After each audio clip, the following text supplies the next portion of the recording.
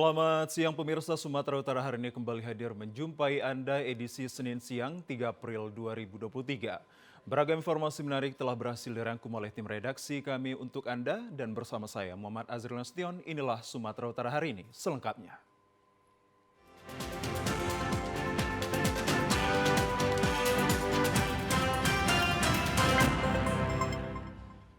Pemirsa, di informasi yang pertama, tempat pembuangan akhir atau TPA sampah yang berada di Kelurahan Terjun, Kota Medan Minggu malam terbakar. Asap hitam mengepul ke udara hingga menutupi rumah warga.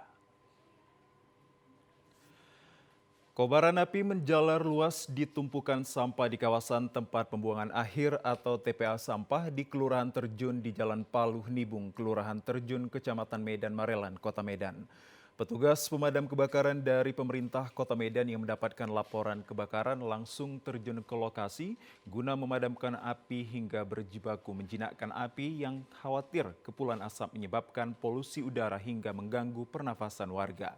Ratusan kepala keluarga warga yang tinggal tidak jauh dari lokasi kejadian sempat merasa khawatir karena asap mengepul di atas rumah mereka. Diduga api berasal dari puntung rokok yang memicu kebakaran tersebut. Sekretaris Kelurahan Terjun Deni mengatakan bahwa api pertama kali terlihat setelah para pengais sampah di kawasan tersebut berbuka puasa. Kondisi sampah kering dan kencangnya hembusan angin menyebabkan api dengan cepat meluas hingga hampir menutupi seluruh tumpukan sampah yang menggunung. Tadi dimulai dari habis maghrib karena angin yang kencang hingga semakin malam api semakin membesar. Sekarang masih diupayakan pemadaman oleh 2 mobil damkar Kota Medan. Ya. Jadi untuk ini Pak nggak ada dampak masyarakat sekitar Pak? Karena paling asapnya itu, Bang. Kalau asap mungkin aman, tapi kalau dampak kebakaran lainnya seperti apinya mungkin nggak akan meluas ke pemukiman. Sementara itu, sebanyak 6 unit mobil pemadam kebakaran dari Pemko Medan ditambah 2 unit dari Belawan diturunkan ke lokasi guna menjinakkan si jago merah. Meski sempat mendapatkan kesulitan karena kencangnya tiupan angin, namun petugas pemadam kebakaran berhasil memadamkan api tersebut.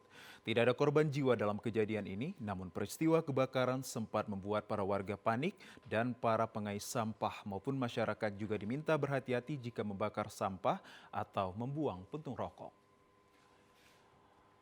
Pemirsa, di informasi lainnya, jasad seorang pria yang ditemukan terapung di Sungai Deli merupakan korban pembunuhan karena melecehkan adik perempuan penjual kopi. Jasad pria yang ditemukan terapung dan tersangkut di pepohonan di Sungai Deli, persisnya di Kelurahan Martubung, Kota Medan pada hari Kamis lalu, ternyata tewas dibunuh oleh seorang pemuda. Pelaku merasa tidak senang dan tersinggung karena korban melakukan pelecehan secara langsung kepada adik perempuannya. Sebelumnya jasad korban Iskandar 52 tahun ditemukan warga tersangkut di pepohonan di Sungai Deli, Kelurahan Martubung, Kecamatan Medan Labuhan, Kota Medan. Awalnya korban diduga tewas karena terpleset dan tenggelam saat akan buang air. Namun setelah dilakukan penyelidikan oleh petugas Polsek Medan Labuhan, ditemukan korban tewas terbunuh oleh seorang pemuda. 2 hari pasca ditemukannya jasad korban, polisi berhasil menangkap Suhendra alias Gandos, 43 tahun, terduga pelaku yang menyebabkan korban tewas tenggelam. Kapolres Pelabuhan Belawan AKBP Yosua Tampu Bolon mengatakan bahwa peristiwa tersebut terjadi saat korban Iskandar minum kopi di warung milik adik perempuan pelaku yang berjarak 600 meter dari lokasi penemuan jasad korban. Saat korban ingin pergi, adik perempuan pelaku meminta korban untuk membayar kopi tersebut seharga Rp5.000. Dengan nada melecehkan, korban berkata tidak hanya bisa membayar kopi, namun juga bisa membeli kamu sambil menunjuk adik perempuan tersebut. Tersangka ini tersinggung, kemudian memukul dan menampar si korban dan mengejar. Nah, pada saat pengejaran tersebut, si korban ketakutan, kemudian lari, kemudian lompat ke sungai. Sampai di sungai, korban tersebut tidak bisa berenang dan kemudian meninggal dunia. Ya, ancamannya yaitu ancaman pasal yang kita kenakan adalah pasal 351 ayat 3. Ya, ancamannya 12 tahun penjara. Demikian. Pelaku yang tidak senang langsung terlibat cekcok dengan korban sehingga terjadi perkelahian. Korban yang kalah kabur dan melompat ke sungai hingga tewas tenggelam karena tidak bisa berenang. Masih dari Medan Belawan, pemirsa, beberapa kasus tindak pidana yang dilakukan puluhan orang berhasil ditangkap Polres Pelabuhan Belawan yang disampaikan Kapolres Pelabuhan Belawan AKBP Yosua Tampu-Bolon kepada masyarakat melalui media sosial yang digelar di Aula Polres Pelabuhan Belawan kemarin. Dalam kesempatan tersebut, Kapolres Pelabuhan Belawan memaparkan pada umumnya para pelaku kejahatan ini melakukan tindakan kejahatan di wilayah hukum jajaran Polres Pelabuhan Belawan. Salah satu tindak pidana yang dipaparkan terkait tindak pencurian dan kekerasan yang dilakukan para pelaku di Kampung Salam, di mana para pelaku dan pelaku berinisial AM, 21 tahun warga Kampung Salam, melakukan aksi bersama komplotannya pada subuh hari dengan menggunakan linggis menghentikan kendaraan sepeda motor yang melintas di pagi hari. Sedangkan komplotannya masih dalam pengejaran pihak kepolisian. Dari aksi kejahatan yang dilakukan, para tersangka yang sudah kerap kali melakukan aksi dengan merampas harta benda korban. Benar. Berarti kalian itu ya. Kita dari Polsek Belawan, ya, Polres Pelabuhan Belawan, barusan aja berhasil menangkap pelaku pencurian kekerasan, ya. Yang tadi sudah kita interogasi, di mana motifnya adalah mereka ini keluar pada saat subuh hari, ya, subuh mencari mangsa pengguna kendaraan roda 2 yang lewat. Nah, kemudian setelah itu mereka mencegat dan kemudian mengancam serta membawa linggis alatnya. Sementara itu, pihak kepolisian saat ini sedang berupaya melakukan penangkapan komplotan yang masih buron guna mempertanggungjawabkan perbuatannya. Para pelaku tindak pidana pencucian maupun pencurian dengan kekerasan dikenakan pasal 365 KUHP. Pemirsa, kami ajak Anda ke informasi lainnya. Kondisi remaja saat ini perlu mendapatkan perhatian dari kita bersama karena banyak di antara mereka yang terjerat narkoba, pornografi, dan tawuran hingga aliran sesat. Bahkan di antara mereka ada yang tidak hormat kepada orang tua serta guru. Penyebab utama mereka melakukan hal-hal negatif antara lain karena teknologi informasi dan komunikasi yang kemajuannya berkembang sangat pesat dan segala informasi mudah diakses tanpa ada batas ruang dan waktu sehingga membentuk perilaku dan karakter mereka jauh dari nilai-nilai Islami. Kenyataan di atas menjadi tantangan yang harus dihadapi oleh kita bersama dan menjadi tanggung jawab kita dalam memberikan perlindungan kepada mereka. Untuk membentengi para siswanya dari tindakan negatif, Sekolah Menengah Kejuruan SMK Negeri 4 Medan memberikan pembinaan mental spiritual yang dilaksanakan selama 2 hari di sekolah tersebut dan penutupannya digelar kemarin di sekolah yang dihadiri Kepala SMK Negeri 4 Medan beserta para guru, Ikatan Keluarga Besar Alumni STM Negeri 2, SMK Negeri 4 Medan serta para siswa selaku peserta. Kegiatan ini juga dihadiri salah seorang alumni STM Negeri 2 Medan tahun 80 yang juga seorang tokoh masyarakat Sumut, Kombes Polisi Purnawirawan Maruli Siaan, yang berkesempatan memberikan motivasi kepada siswa agar dapat menghadiri tindakan yang dapat merugikan diri sendiri maupun masyarakat. Berkaitan soal tawuran yang dilakukan oleh oknum-oknum, termasuk juga yang melibatkan oleh para pelajar, ini sebenarnya akan merugikan banyak orang, khususnya di sekitar, dan bahkan merugikan oleh individu. Untuk mengatasi, harapan kami khususnya di sekolah kita SMK 4 ini sangat perlu untuk keaktifan mulai dari kepala sekolah dan para guru. Jangan bosan-bosan untuk menyampaikan keuntungan termasuk kerugian kalau ikut melakukan tawuran. Mudah-mudahan para anak kita ini bisa sadar dengan sering kita untuk membangun komunikasi, bahkan menyampaikan jangan sampai ikut terlibat untuk melaksanakan tawuran. Sementara itu, kegiatan pembinaan mental spiritual yang dilaksanakan ini untuk meningkatkan pengetahuan, pemahaman, dan wawasan siswa SMK Negeri 4 Medan terkait ajaran Islam sehingga akan terbentuk pondasi yang kokoh dan kuat untuk membentengi diri dari pengaruh perbuatan negatif dan untuk membentuk mental spiritual siswa sehingga jiwa dapat terbina dengan baik dan dapat meningkatkan keimanan dan ketakwaan kepada Allah Subhanahu wa taala khususnya di bulan suci Ramadan ini. Pemirsa, beragam informasi menarik dan aktual lainnya akan kami hadirkan usai jeda pariwara berikut ini. Tetaplah bersama kami.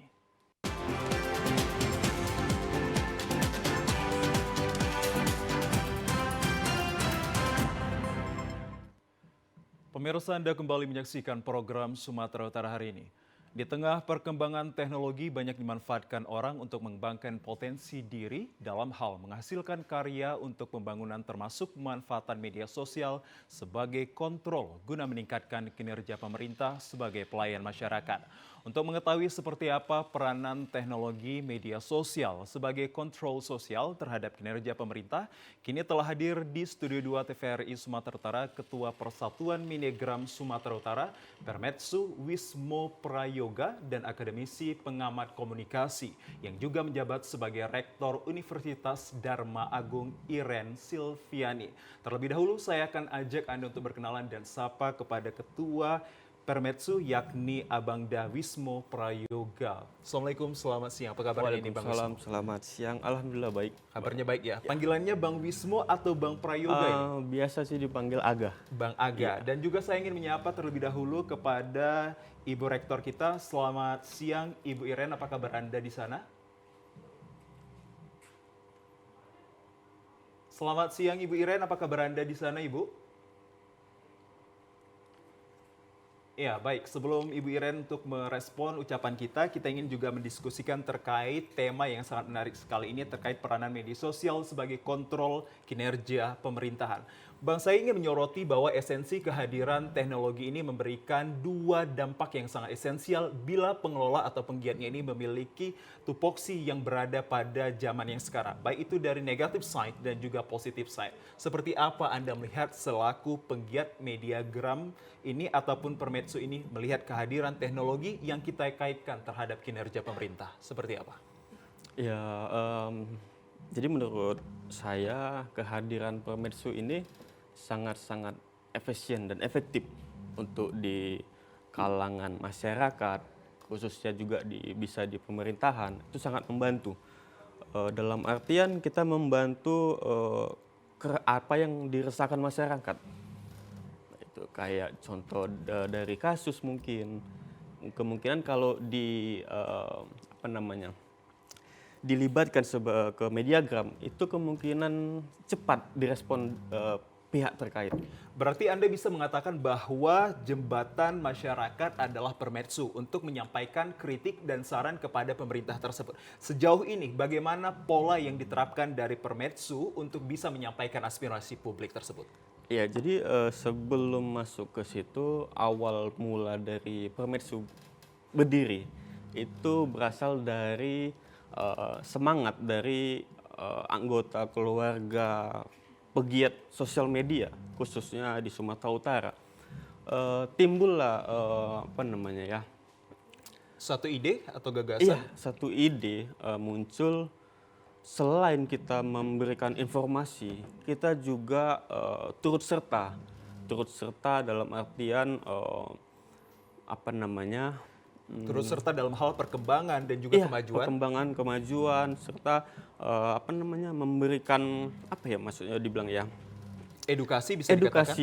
Edukasi juga ikut menjadi suatu berkontribusi aktif dalam membangun tatanan di Sumatera Utara ini. Baik, kalau kita berkaitan tentang edukasi dan juga kontribusi yang dilakukan dari Permetsu ini, sudah sejauh ini apa yang bukti nyata yang telah diberikan dalam hal konten edukasi dan inovasinya? Dalam contoh kasus seperti yang terjadi di viral banyak yang kita lihat ya, itu kayak contoh laporan pungli. Itu ketika Mediagram menaikkan kasus itu, pihak APH itu akan menindaklanjuti proses menangkap pelaku. Itu sih. Baik, kalau kita bisa katakan lagi Bang, apa sebenarnya esensi lahirnya dari Permetsu ini? Apakah banyak sekali masyarakat yang resah dan juga kekurangan wadah ataupun tempat untuk menyampaikan aspirasi mereka sehingga lahirnya lah Permetsu ini? Maksudnya gimana, Mas? Apakah esensi lahirnya dari Permetsu ini adalah sebagai jembatan atas keresahan dari masyarakat kita yang kurang bisa menyampaikan aspirasi masyarakatnya kepada pemerintah? Bukan begitu? Iya, benar. Kita sebagai tangan ya, uluran panjang tangan dari warganet lah terutama ya. Panjang tangan dari warganet untuk menyampaikan aspirasinya aspirasi keresahan yang ada di masyarakat gitu, kayak ya contoh kasus-kasus lah banyak yang nggak direspon mungkin. Baik. Jadi mindset masyarakat itu ya harus mengadu lah istilahnya, mengadu ke Mediagram biar supaya kasus ini diatensi gitu.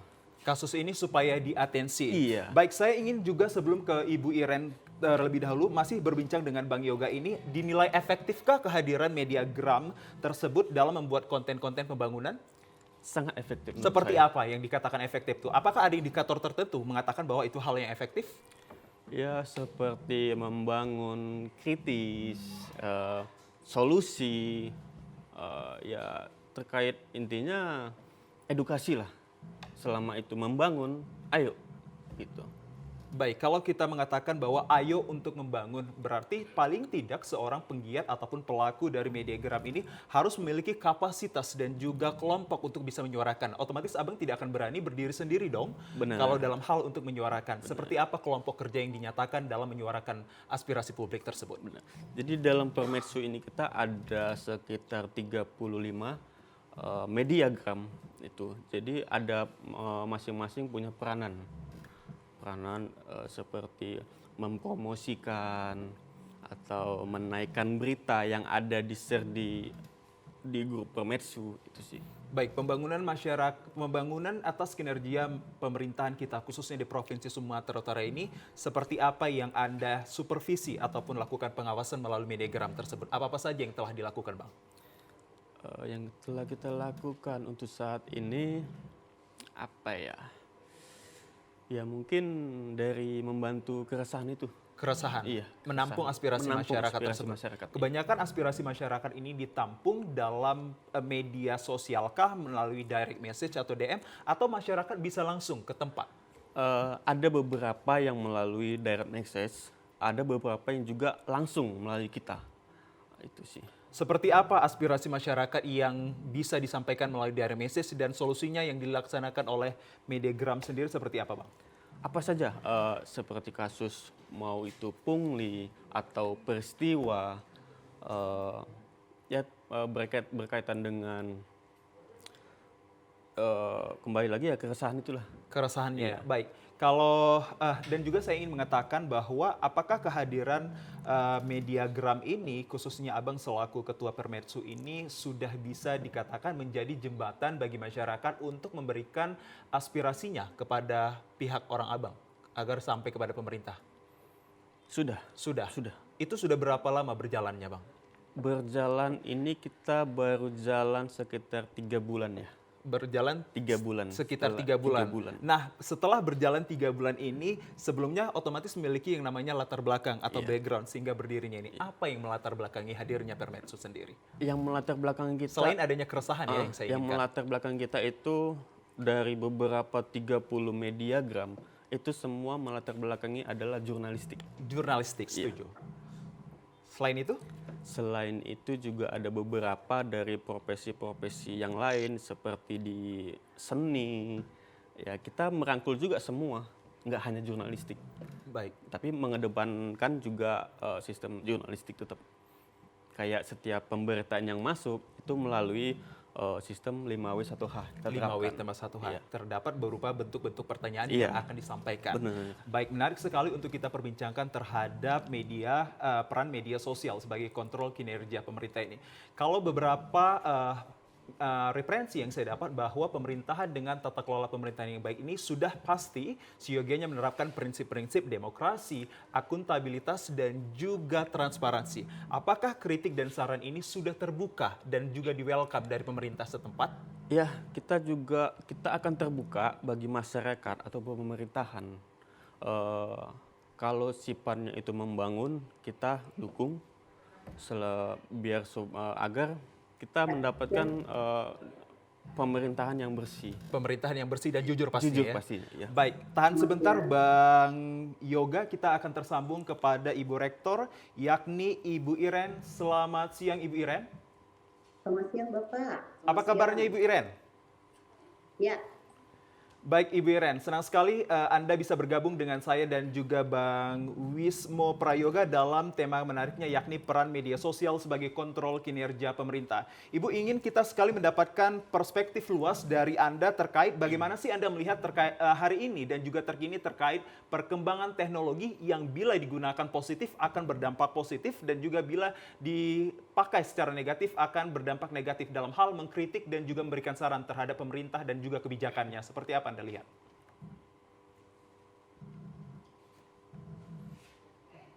Ibu Iren? Ibu Iren, apakah Anda sedang menyaksikan kami dan mendengar suara saya, Ibu Iren?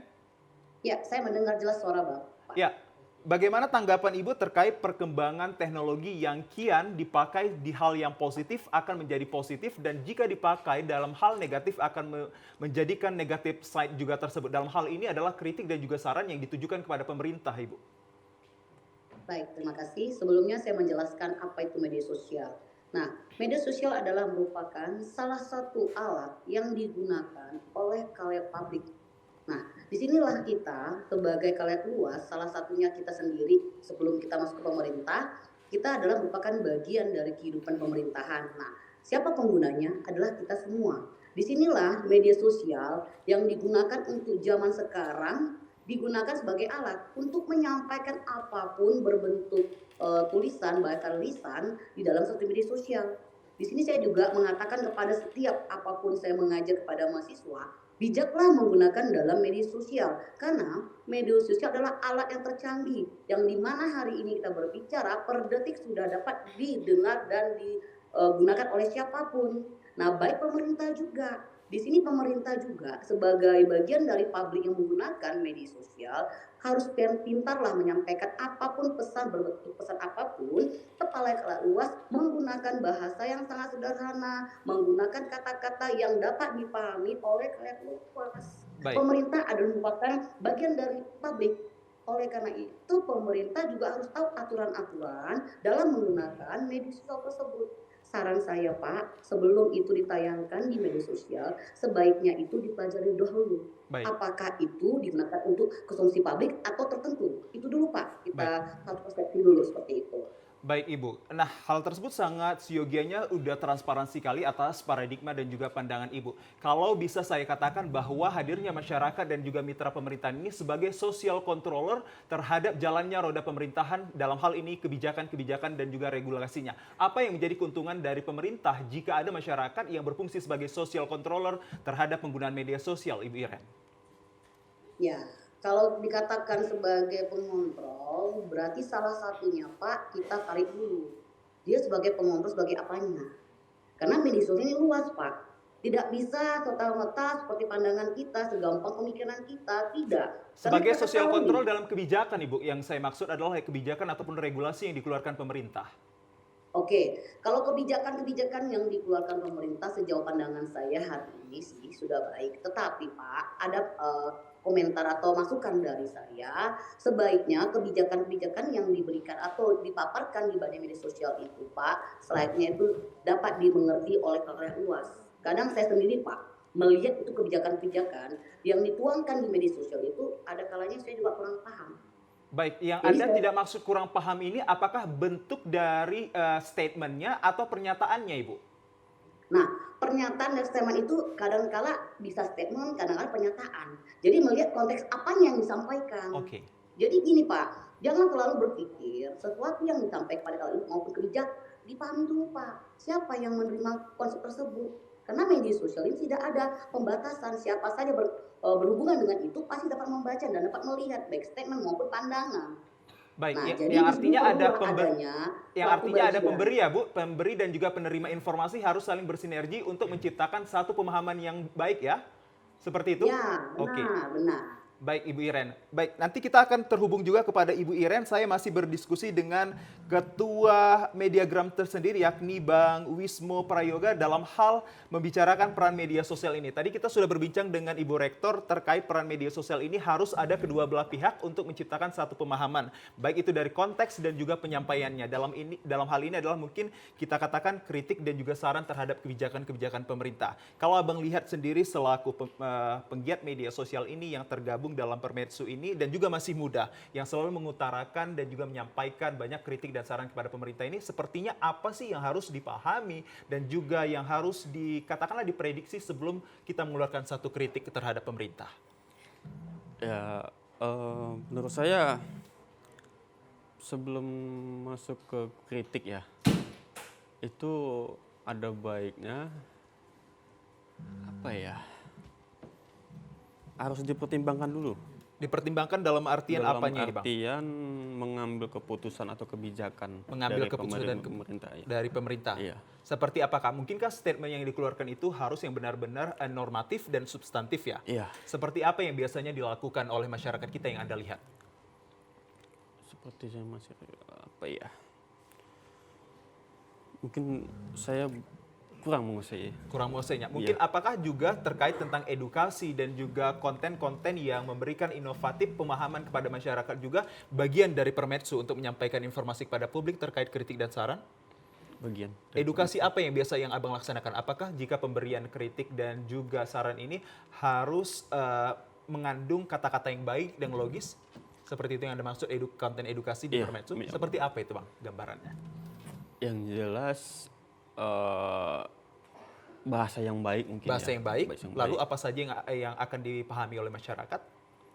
Dengan ya konten-konten edukasi. Konten-konten edukasi. Edukasi. Baik, kita terhubung kembali kepada Ibu Iren ini. Ibu Iren, kita di sini ada Ketua Permedsu yakni Bang Wismo Prayoga mengatakan bahwa siogianya masyarakat dan juga penggiat media sosial ini jika mengkritik ataupun memberi saran kepada pemerintah kita haruslah melalui kata-kata yang suportif dan juga bijak, namun juga mengandung edukasi agar masyarakat kita juga paham. Seperti itu yang dimaksud dengan perkembangan teknologi saat ini, Bu. Baik, bicara kritik itu bebas ya di dalam media sosial. Kadang-kadang tidak terbendung loh, Pak. Kadang-kadang kritik yang mengarah negatif itu yang memang harus kita perhatikan.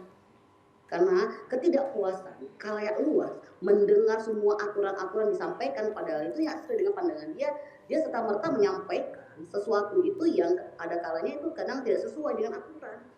Nah, disinilah kita sebagai pembaca atau penerima pesan tersebut bijak, sekalipun itu ada kritik yang tidak membangun atau mengomentari tentang pemerintahan, kita sebagai pembaca atau bagian dari sini harus bijak. Karena jujur Pak, pemerintah tidak bisa membendung itu semua. Itu masuk dengan sendirinya. Nah, di sini diminta kepada kita yang merupakan pembaca tersebut bijak mengerti dan memahami permasalahan yang sedang terjadi di media sosial. Baik itu aturan yang dikritik oleh masyarakat yang tidak bertanggung jawab. Baik, Ibu Bukan Iren. lagi Pak, Baik. satu lagi Pak, satu Boleh. lagi saya sampaikan. Baik. Bukan tugas pemerintah untuk meluruskan perkataan-perkataan negatif, tapi di sini diminta kita sebagai pembaca pintarlah memilah-milah, melihat situasi dan keadaan di mana si kritik mengkritik sesuatu tentang negara yang sesuai tidak aturan, kita harus pintar. Jadi tidak usah diladeni Pak. Di sini semua sudah cerdas yang menggunakan media sosial.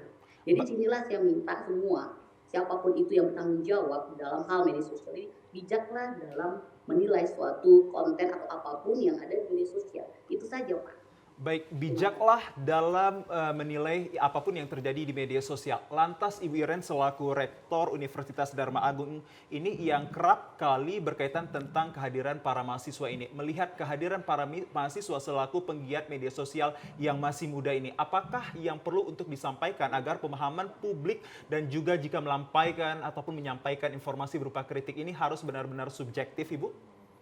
Baik, karena saya bagian dari pendidikan, saya sebagai pendidik terbeban tentang hal ini. Kebetulan memang saya Pak, ini bidang saya, masalah media, dan kebetulan memang saya dosen komunikasi. Selalu saya ingatkan kepada anak-anak saya setiap saya mengajar, saya selalu bilang bijaklah dalam menggunakan media sosial. Karena media sosial itu juga punya undang-undang di mana terikat siapa saja berhak menyampaikan informasi. Tetapi kalau itu sudah gunakan itu ada undang-undang yang mengikat dan itu akan merugikan mereka. Karena saya bagian pendidikan, saya mengingatkan anak-anak muda yang selalu rajin menggunakan media sosial tanpa dia sadari, jadinya bisa mengalahkan kritik. Jadi bijaklah dalam hal tersebut. Kita sebagai pendidik harus tidak bosan-bosan mengingatkan anak-anak supaya pandai menggunakan media sosial baik hal apapun itu, tetapi kalau bisa menyampaikan informasi yang sebenar-benarnya. Baik Ibu. Baik Ibu Iren, sebelum ke Bang Wismo Prayoga kembali, saya juga ingin mengatakan bahwa menurut administrasi pemerintahan pada pasal 10 nomor 30 tahun 2014 itu, bahwa pemerintah akan siap untuk terbuka ataupun transparansi terhadap datangnya kritik dan juga saran yang datangnya dari berbagai lapisan masyarakat Ibu. Lantas sejauh ini, apakah ada batasan-batasan tertentu yang harus dilaksanakan masyarakat ataupun katakanlah penggiat sosial ini jika menyampaikan kritik agar tidak menjadi masalah kepada mereka kembali Ibu? Baik, kalau sudah terjadi pro kontra di media sosial, sekarang pertanyaannya bagaimana menyelesaikannya, kan seperti itu kan Pak. Nah, mungkin saat ini saya belum tahu apakah sudah terjadi. Jikalau ada suatu kritikan yang tidak membangun, ada memang di situ hak pemerintah untuk menghapus, sehingga tidak menyebarkan lagi menjadi panjang ke bawah pemerintah. Karena jujur Pak, kalau kita ladeni pun kayaknya tugas pemerintah tidak ada untuk hal itu. Karena kalau sampai 5-10 itu kan tak perlu waktu. Nah itu akan berkembang ke bawah. Jadi buat satu bagian, jikalau ada satu kritikan yang tidak membangun dan itu sudah memunculkan permasalahan, sebaiknya dihapus. Baik. Tidak perlu diperpanjang lagi. Itu aja saran dari saya. Baik Ibu Iren, tahan sebentar Ibu, kita masih berdiskusi dengan Bang Wismo Prayoga ini. Saya juga akan menanyakan terkait juga selaku penggiat media sosial ini yang tergabung sebagai Ketua Permetsu ini, sebagai kontrol sosial juga Anda selaku masyarakat umum dan juga Ketua Permetsu ini, sebenarnya bagaimana sih kita melihat kebijakan-kebijakan pemerintah itu yang benar-benar terawasi dari hadirnya penggiat sosial ataupun masyarakat yang peduli akan kebijakan yang dikeluarkan? Apa ya? Seperti apa yang dimaksud dengan kehadiran Permetsu sebagai social control terhadap kebijakan-kebijakan ini? Ya seperti aspirasi masyarakat. Menampung aspirasi masyarakat. Dalam hal menampung aspirasi masyarakat ini tadi bercerita bahwa terkait tentang keresahan-keresahan juga ditampung. Iya. Apakah ada selected chosen ataupun pilihan-pilihan yang selektif terhadap jika menyampaikannya kepada pemerintah, Bang? Seperti apa? Nggak ada ya. Tidak ada, tidak ada juga. Lantas kalau kita kaitkan terhadap hadirnya Permetsu ini, kalau tidak salah ini beranggotakan 35 anggota 35 ya. Anggota. Apakah masing-masing dari objeknya itu ada yang memiliki peranan yang lebih untuk menyampaikan kepada masyarakat luar selain Anda selaku ketua? Benar ada. Seperti apa yang dilaksanakan dalam kurun 3 bulan ini? Kayak apa ya? Aduh. Apakah mungkin duduk perkara ketika terjadinya suatu kritik dan saran yang dihadirkan dari pemerintah, Anda membawanya langsung kepada pihak pemerintah dan juga katakanlah anggota DPRD untuk duduk memecahkan atau mencari solusinya? Seperti itu pernah dilaksanakan dari Permetsu? Untuk sejauh ini kita belum ada, tapi di beberapa anggota itu ada melaksanakan seperti itu. Baik, nah sebelum kita mengakhiri perbincangan kita yang sangat menarik sekali, tepatnya di hari Senin ini dengan kehadiran Abang, apa sih yang ingin disampaikan kepada masyarakat luas terhadap pandai dan juga bersikap bijak terhadap perkembangan teknologi dalam mengkritik dan juga memberikan saran terhadap kinerja pemerintah? Silahkan. Ya sarannya agar lebih terbuka, transparan, bersih, sehingga tidak mengecewakan masyarakat. Itu aja sih. Hal tersebut ditujukan kepada pemerintah langsung. Kalau langsung. untuk masyarakat bijak dalam penggunaan media sosial seperti apa? Ya karena ini kita nggak bisa ya mengkontrol media sosial ini. Informasi itu banjir. Jadi ya harus bijak menggunakan sosial media, sehingga apalagi dengan informasi yang belum tentu itu fakta. Mengandung hoaks artinya. Yang jelas ya harus ditelusuri dulu asal kebenarannya. kebenarannya ini video ini. Gitu. Apakah kebenaran tersebut memang nyata atau hanya sebatas mengandung hoaks? Iya. Baik, kita beralih ke Ibu Iren sendiri. Ibu Iren, untuk mempersingkat waktu dalam Zoom kita ini, bisakah Anda menyampaikan closing statement terhadap perkembangan teknologi ini bila digunakan menjadi positif dan juga bila mengarah ke negatif akan menjadi hal negatif, khususnya mengkritik kinerja pemerintah kita, Ibu? Seperti apa yang Anda ingin katakan dalam closing statement? Closing statement saya hanya satu, Pak. Cerdaskan orang yang menggunakan media sosial. Artinya mencerdaskan, disinilah kita sebagai pengguna media sosial itu harus tahu. Tadi sudah bilang Bapak tadi itu mengatakan ya harus pintar, benar. Tapi cara seperti apa? Dicerdaskan, Pak. Beri pengertian kepada mereka bahwa media sosial ini boleh digunakan dengan aturan tertentu. Jikalau ada pun masukan atau apapun informasi dilakukan oleh pemerintah, kita juga harus tahu. Lihat dulu apa yang disampaikan, seperti apa di lapangan. Karena jujur, pemerintah juga bekerja keras untuk membangun segala hal. Tapi sebagai kita, publik, harus tahu, melihat. Kita kan punya pikiran, kita punya pintaran. Paham dulu, baru kita melakukan suatu komentar yang mengarah positif. Nah, jika sudah terjadi negatif, disinilah pemerintah harus ambil alih, melihat hal negatif itu apa.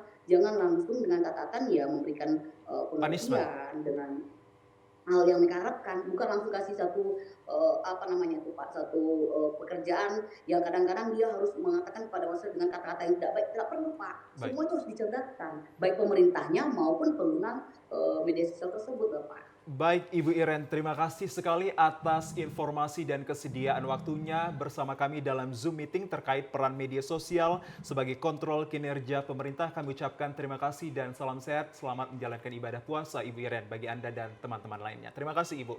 Dan juga kita ucapkan pemirsa kepada Bang Wismo Prayoga selaku Ketua Permedso ini yang mana sangat selektif sekali terhadap peran media sosial sebagai kontrol kinerja pemerintah. Semoga sumbangsi kehadiran Abang membuka perspektif luas kita sebagai masyarakat dan juga penggiat sosial akan bijak terhadap penggunaannya, mengingat kita lahir di era teknologi.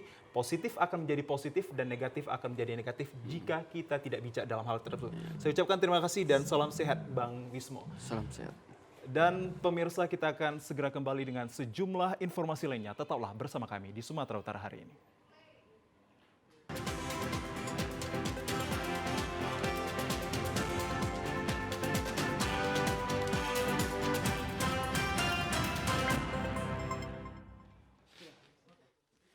Pemirsa, kita beralih ke informasi lainnya. Musabaqah Tilawatil Quran di bulan Ramadan akan meraih pahala berlipat ganda dan membentuk generasi insan Qurani sehingga dapat antusias dari qori-qoriah dari daerah Indonesia maupun mancanegara.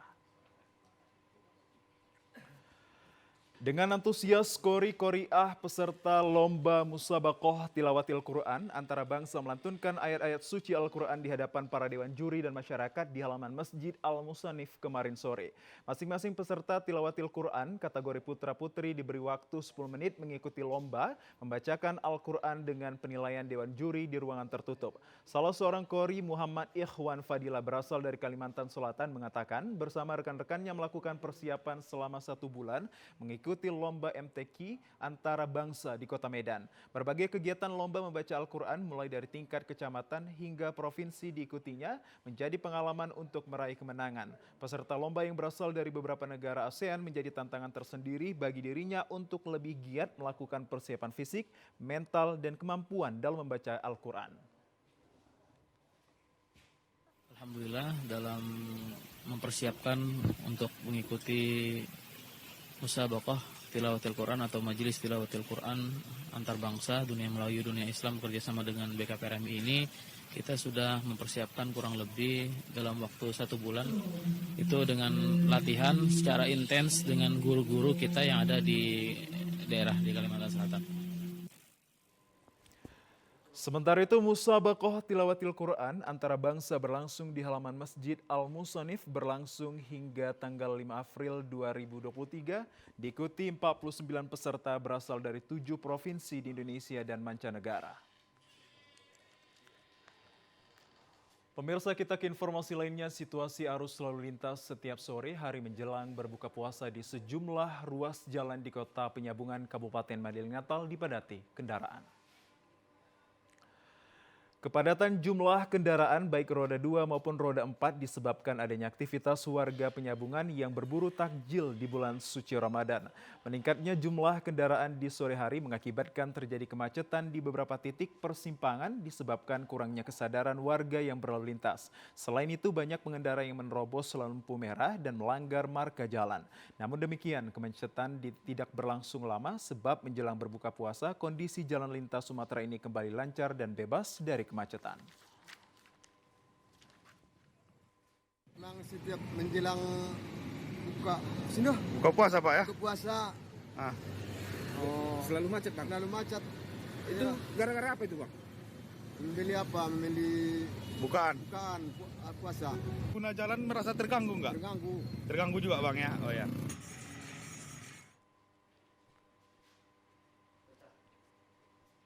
Ya, pemirsa, sejumlah komunitas radio komunikasi di Medan menyalurkan sembako untuk meringankan beban anak yatim dan kaum duafa dalam bulan suci Ramadan dan juga Idul Fitri. Usai sholat asar berjamaah di Masjid Al-Hidayah, berbagai komunitas radio komunikasi menyantuni puluhan anak yatim dan kaum duafa di Kecamatan Pancur Batu.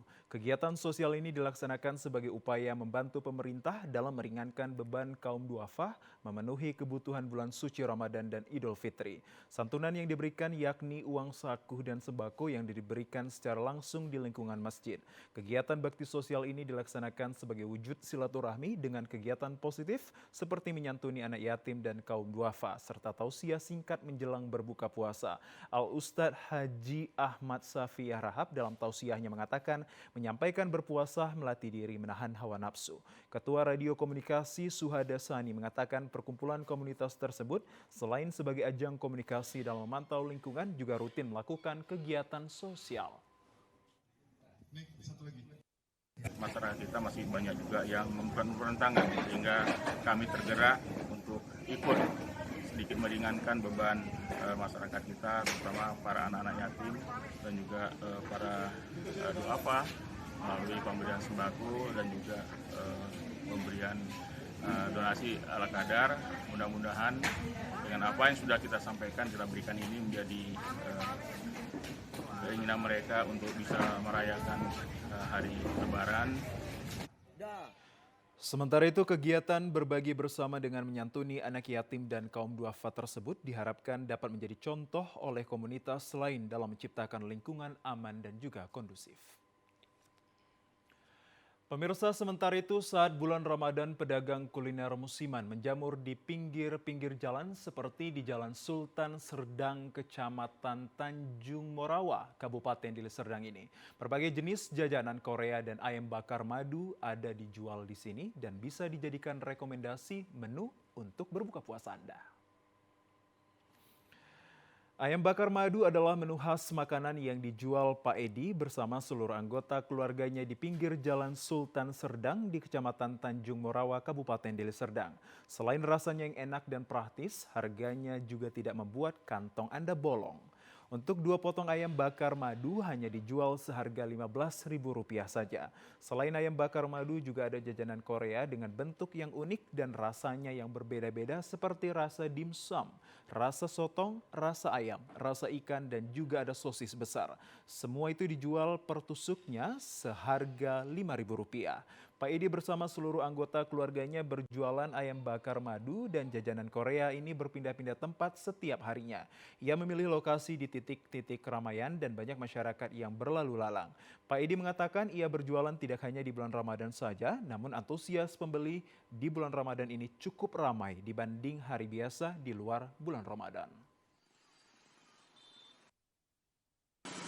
Kami di sini jualan utama kami adalah ayam bakar. Ayam bakar madu namanya. Jadi kami jual 2.15 dan ada yang 10. Nah, dua potong 15, ada yang 10, 1 potong. Dan macam-macam lagi yang kami jual, termasuk makan makanan Korea itu. Satu kami jual 5.000 per tusuk. Macam-macam ada. Ada rasa dimsum, ada rasa sotong, ada rasa ayam, dan ada sosis besar, ada yang sosis kecil. Termasuk kami jual air untuk berbuka puasa pun ada.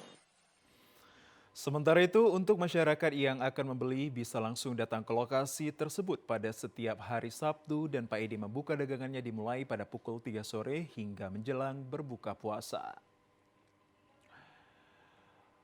Pemirsa, Piala Dunia U20 yang rencananya akan digelar di Indonesia batal dilaksanakan. Keputusan pembatalan hajatan sepak bola dunia ini pun sangat disesalkan banyak pihak, termasuk orang tua tim nasional Indonesia. Tommy Harno, orang tua Arhan Fikri, asal Serdang Bedagai meluapkan kekesalan atas batalnya tim nasional U20 berlaga di Piala Dunia. Sebagai orang tua, ia sangat kecewa mendengar bahwa pelaksanaan Piala Dunia mau dipindahkan ke negara lain. Sebelum pengumuman resmi oleh FIFA, Tommy menyebutkan anak keduanya Arhan mengatakan jika dia khawatir pelaksanaan Piala Dunia U20 batal dilaksanakan di Indonesia dan membuat dia bersama skuad timnas tidak dapat bertanding. Tommy merasa usaha anaknya yang sudah bertahun-tahun berlatih pupus untuk dapat bertanding mengharumkan nama negaranya di Piala Dunia U20. Tommy juga khawatir jika karir sepak bola Arhan yang dirintis mulai sejak dari bawah tidak dapat berkembang lagi jika FIFA menjatuhkan hukuman kepada persepak bolaan Indonesia. Responnya cukup kecewa juga karena kami kalau anak saya main itu keluarga semua pada nonton bareng, kami kumpul saling sama-sama mendoakan, saling ngasih support, ya kan. Jadi begitu ada kabar gini juga kami semua sekeluarga ya kecewa karena kami sudah ada niat berencana atau berencana kami ini mau berangkat ke Jakarta untuk menonton anak kita langsung.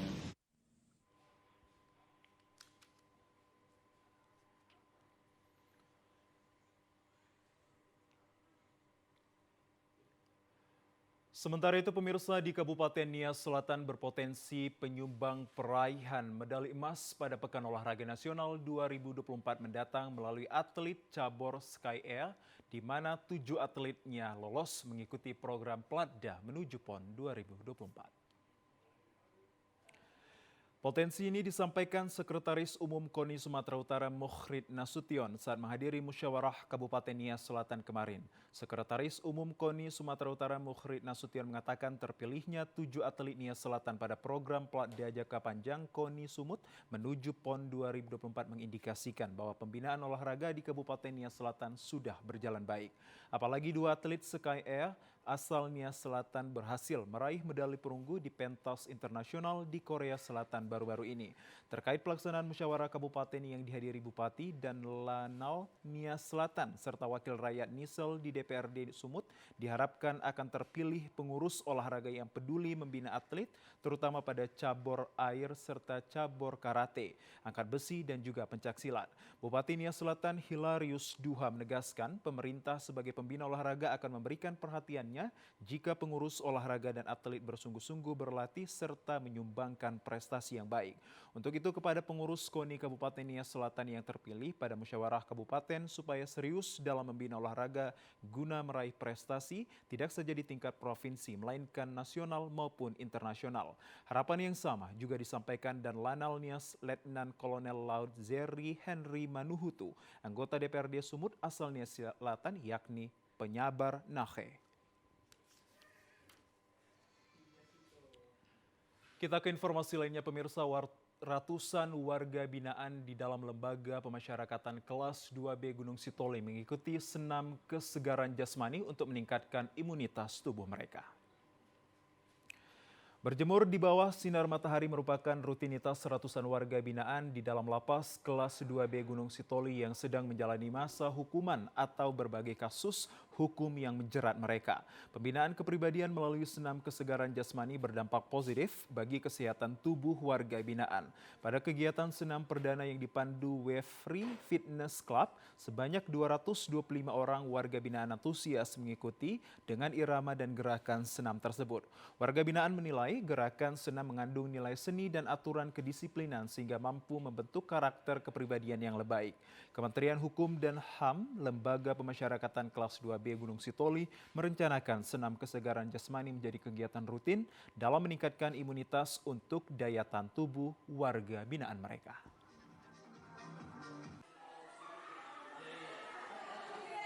Jadi kita di Lapas Gunung Sitoli ini kita ada 2 pembinaan, yaitu pembinaan kepribadian dan pembinaan kemandirian. Senam ini termasuk di pembinaan kepribadian, olahraga dan hiburan. Jadi di samping kita di bulan puasa ini kita berpuasa, juga kita warga binaan tetap menjaga kesehatan dengan berjemur dan mengeluarkan keringat untuk menjaga kesehatan warga binaan tersebut. Selama bulan suci Ramadan 1444 Hijriah, aktivitas kesehatan yang berhubungan dengan iman terus dipupuk termasuk pembinaan mental spiritual. Demikian juga pembinaan kemandirian meliputi pembelajaran dan keterampilan kerajinan yang menghasilkan berbagai produk yang bernilai ekonomis sehingga nantinya dapat menjadi modal warga binaan untuk hidup mandiri saat keluar dari lembaga pemasyarakatan. Ya, pemirsa, berawal dari hobi seorang pria di Medan, sukses membudidayakan burung merak hingga meraup untung mencapai puluhan juta rupiah. Memanfaatkan pekarangan rumahnya sebagai tempat penangkar, warga Helvetia, Kota Medan ini sukses menghasilkan uang dari beternak burung merak. Andi melakoni beternak burung merak ini berawal dari hobinya dari tahun 2017. Untuk jenis yang dikembangkannya merupakan kelompok Favokristatus, merak biru dan putih asal India yang banyak dikembangkan di Jawa. Awalnya Andi tertarik dengan keindahan dan warna burung ini sehingga berusaha mencari referensi ke sejumlah pedagang. Namun hal ini bukan perkara mudah karena burung ini di Indonesia menjadi salah satu satwa langka dan dilindungi. Andi akhirnya mendapatkan sepasang burung merak yang didatangkan dari India yang termasuk dalam Favokristatus atau burung merak biru dan putih. Kini dalam beberapa tahun menggeluti usaha peternakan, Andi telah memiliki 30 pasang burung merak yang dipelihara di samping rumahnya. Hanya buah sayur itu tetap kita kasih supaya bulunya cantik bagus gitu kan. Pelet tetap rutin hari-hari seperti dia pengganti macam nasi gitulah kan. Jadi itu pakai umur 511 atau pur BB namanya. Itu tergantung peminat. Ada yang umur 1 bulan, 2 bulan, 3 bulan. Tergantung lah. Dan ini juga hewan juga tidak dilindungi. Ya, memang sejenis merak. Yang dilindungi hanya merak hijau, Favokristatus. Sementara itu Andi mengatakan untuk perawatan burung eksotis ini tidaklah sulit, namun perawatannya sedikit berbeda dengan hewan lainnya. Untuk anakan yang berusia 2 hingga setahun, Andi menyebut harus ekstra hati-hati dalam merawatnya. Hal tersebut lantaran anak burung merak rentan terkena penyakit seperti kutu dan cacing. Namun dengan usahanya yang keras, Andi dapat mengatasinya. Untuk sepasang burung merak dewasa rata-rata dijualnya dengan harga mencapai 30 juta rupiah. Dan untuk anaknya berkisar 2 hingga 3 juta rupiah. Ya, pemirsa, informasi terkait budidaya burung merak tadi sekaligus menutup perjumpaan kita dalam program Sumatera Utara hari ini. Kami ucapkan terima kasih atas kebersamaan dan juga perhatian Anda. Saya Muhammad Azhar Nasution, mewakili seluruh kerabat kerja yang bertugas, pamit undur diri dari hadapan Anda. Selamat siang, sampai jumpa.